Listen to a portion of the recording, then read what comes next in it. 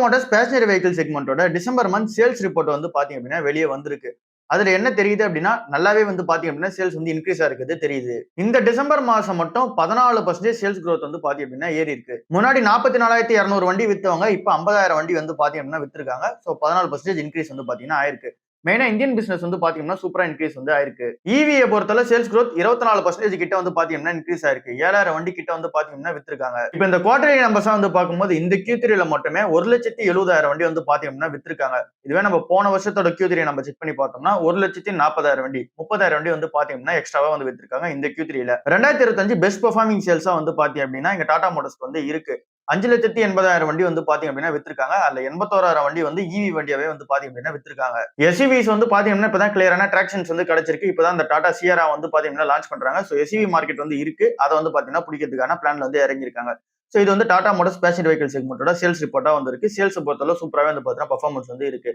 Stock performance அந்த அளவுக்கு match ஆகல அப்படின்னா கூட இங்க சேல்ஸ் பெர்ஃபார்மன்ஸ் சூப்பரா தான் வந்து இருக்கு.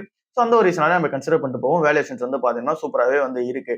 ஜேஎல்ஆர் பிசினஸோட அந்த சேல்ஸ் ரிப்போர்ட் எல்லாமே இந்த Q3 ரிசல்ட்ஸ் அப்ப வெளியே வரும். சோ அந்த டைம்ல வந்து பாத்துக்கலாம். இப்ப நம்ம டாடா மோட்டார்ஸ்க்கு ஸ்பெசிஃபிக்கா பார்த்த அந்த ஒரு சேல்ஸ் ரிப்போர்ட்டை ஓவராலா வந்து பேசஞ்சர் வெஹிக்கிளுக்கு நம்ம பார்த்தோம் அப்படின்னா இந்த டிசம்பர் மந்த் வந்து அதுவும் சூப்பரா தான் வந்து பாத்தீங்கன்னா இருக்கு. 26% வந்து பாத்தீங்கன்னா பேசஞ்சர் வெஹிக்கிளோட சேல்ஸ் வந்து டிசம்பர் மாசம் மட்டும் ஏறி இருக்கு. 4,07,000 வண்டி வந்து பாத்தீங்கன்னா வித்திருக்காங்க. இந்த ஜிஎஸ்டி டிரான்சாக்ஷன் நடந்த ரீசனால இங்க வண்டிகள் வந்து பாத்தீங்கன்னா அதிகமா விற்கப்பட்டிருக்கு. 2025 மொத்தமா நம்ம பார்க்கும்போது 45 லட்சம் வண்டி வந்து பாத்தீங்கன்னா வித்திருக்கு. 6% இயர் ஆன் இயர் வந்து பாத்தீங்கன்னா இன்க்ரீஸ் ஆயிருக்கு. ஃபுல்லாவே வந்து இந்த ஜிஎஸ்டி வந்து கட் பண்ணி விட்டாங்களா, சோ அதுதான் வந்து பாத்தீங்கன்னா கான்ட்ரிபியூஷன் பண்ணி ஏத்தி வச்சிருக்கு. எஸ்யூவி சேல்ஸ் தான் இன்னும் சூப்பராவே வந்து பாத்தீங்கன்னா இருக்கு. அதுதான் இன்னும் டாமினேட் வந்து பண்ணுதுன்னே சொல்லலாம். 55% வந்து பாத்தீங்கன்னா எஸ்யூவி சேல்ஸ் வந்து ஏறி இருக்கு.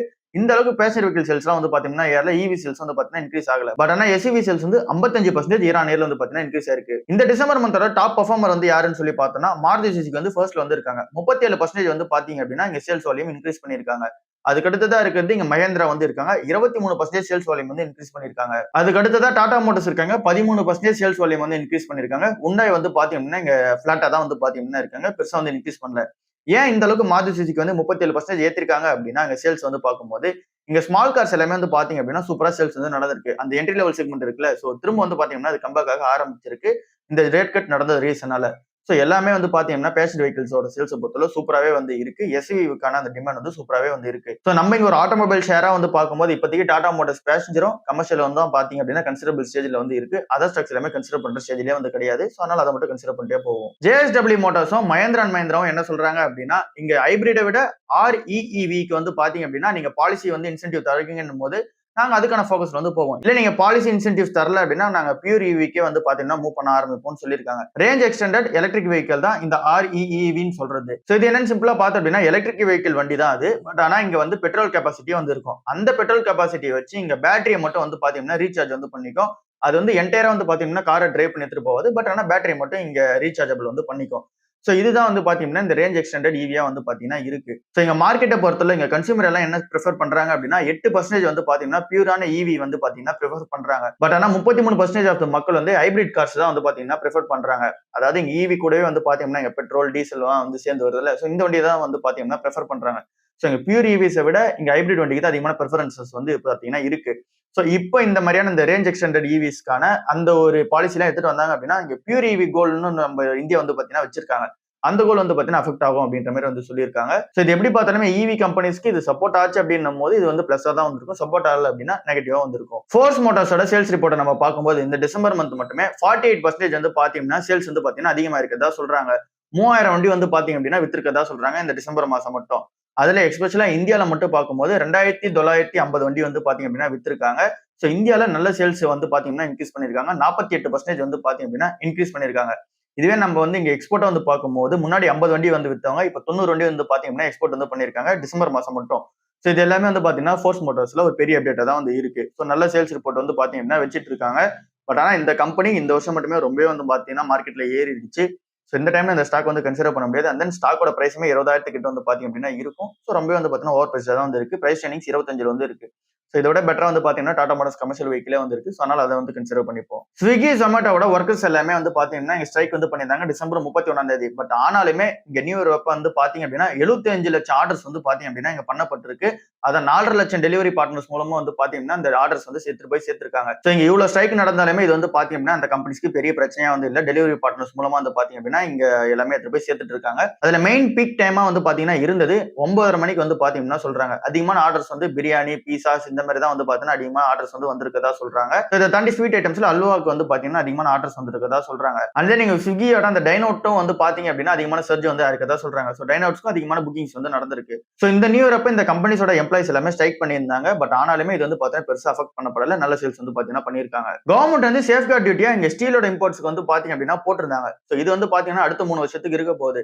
ஸோ இது எல்லாமே இங்க இருக்கிற அந்த லோக்கல் ஸ்டீல் கம்பெனிஸ்க்கு பிளஸ் மூமெண்டா இருக்கும்னு சொல்லிட்டு மார்கன் ஸ்டான்லி என்ன சொல்றாங்க அப்படின்னா இங்க இருக்கிற இந்த ஸ்டீல் ஸ்டாக்ஸ் எல்லாமே ஒரு 3 இயர்ஸ் வந்து பாத்தீங்கன்னா நல்ல பெர்ஃபார்மன்ஸ் வந்து கொடுக்கும். அந்த இவங்களோட ஏர்னிங்ஸ் வந்து பாத்தீங்க அப்படின்னா 16ல இருந்து 40% வந்து பாத்தீங்க அப்படின்னா இன்க்ரீஸ் ஆகும் அப்படின்றத சொல்லியிருக்காங்க. சோ இங்க இந்த 3 வருஷத்துக்கு இந்த இம்போர்ட் டியூட்டி இருக்கிற வரைக்குமே இங்க வந்து பாத்தீங்க அப்படின்னா இங்க லோக்கல் ஸ்டீல் ப்ரொடக்ஷன் வந்து சூப்பராகவே இருக்கும்னு சொல்றாங்க. அதுல மெயினா ஹெச்ஆர்சியோட பிரைசஸ் வந்து 10% வந்து இன்க்ரீஸ் ஆகும். அது இந்த கம்பெனிஸோட சேல்ஸ் எல்லாமே சூப்பரா வந்து பாத்தீங்கன்னா எடுத்து கொடுக்கும்னு சொல்றாங்க. ஹெச்ஆர்சி அப்படின்னா ஹாட் ரோல்டு காயில்னு சொல்லுவாங்க. சோ இது எல்லாமே நீங்க கண்டிப்பா பாத்திருப்பீங்க. சோ இந்த ஸ்டீல் எல்லாமே வந்து பாத்தீங்கன்னா இன்க்ரீஸ் ஆகும்னு சொல்றாங்க. சோ இந்த ஒரு ரீசனால ஜேஎஸ்டபிள்யூ ஸ்டீலும் செயிலும் வந்து பாத்தீங்க அப்படின்னா ரொம்ப நல்ல பெர்ஃபார்மன்ஸ் வந்து இருக்கும். அதுக்கு அடுத்த பெர்ஃபார்மன்ஸா தான் ஜிண்டாலும் அண்ட் தென் டாடா ஸ்டீலும் வந்து இருக்கும்னு சொல்றாங்க. சோ இது எதை வச்சு சொல்றாங்க அப்படின்னா டாடா ஸ்டீலுக்குலாம் இங்க அவுட் பெர்ஃபார்மன்ஸ் அந்த பிசினஸ் வந்து பாத்தீங்கன்னா சூப்பரா வந்து இருக்கு. இங்க யூரோப் மாதிரி பிசினஸ் எல்லாமே சூப்பரா வந்து போய்கிட்டு இருக்கு. இந்தியா பிசினஸ்மே நல்ல ஒரு growth வந்து இருக்கு. சோ இந்த மாதிரி வந்து அவங்க எல்லாமே கம்பைன் பண்ணி இங்க ஜேஎஸ்டபிள்யூ ஸ்டீலுக்கும் செயிலுக்கும் வந்து பாத்தீங்க அப்படின்னா இங்க ஓவர் வெயிட் பண்ணாம அண்டர் வெயிட் வந்து பண்ணிருக்காங்க. டாடா ஸ்டீலுக்குலாம் வந்து பாத்தீங்கன்னா ஓவர் வெயிட் வந்து கொடுத்துருக்காங்க.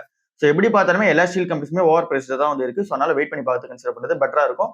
பட் ஆனா இவங்க சொல்ற மாதிரி இங்க ஏர்னிங்ஸ் எல்லாமே வந்து பாத்தீங்கன்னா சூப்பரா இன்க்ரீஸ் ஆக தான் செய்யும். அதுக்கேற்ற மாதிரி தான் இந்த ரிப்போர்ட் எல்லாமே வரப்போகுது. நேத்திக்கான மார்க்கெட்ல பெருசா வந்து பாத்தீங்கன்னா மார்க்கெட் அப்சைட் வந்து போகல. பிளாட்டா தான் வந்து பாத்தீங்க அப்படின்னா க்ளோஸ் ஆச்சு. எஃப்எம்சிஜி செக்டாரை பொறுத்தல ரொம்ப வந்து பாத்தீங்கன்னா டிராபேக் வந்து ஆச்சு. 3% மேல எஃப்எம்சிஜி செக்டார் வந்து பாத்தீங்க அப்படின்னா விழுந்துச்சு. அது ஹெவியா வந்து பாத்தீங்கன்னா இருந்தது ஐடிசியா வந்து இருக்கு. அதோட ஃபால் தான் வந்து பாத்தீங்கன்னா மெஜர் டிராபேக் வந்து கொடுத்துருக்கு. அதை தொடர்ந்து கெமிக்கல்ஸ், ஃபார்மா அப்புறம் ஆயில் அண்ட் கேஸ் வந்து பாத்தீங்க அப்படின்னா இங்க க்ளோஸ் ஆயிருக்கு. நெகட்டிவா வந்து க்ளோஸ் ஆயிருக்கு.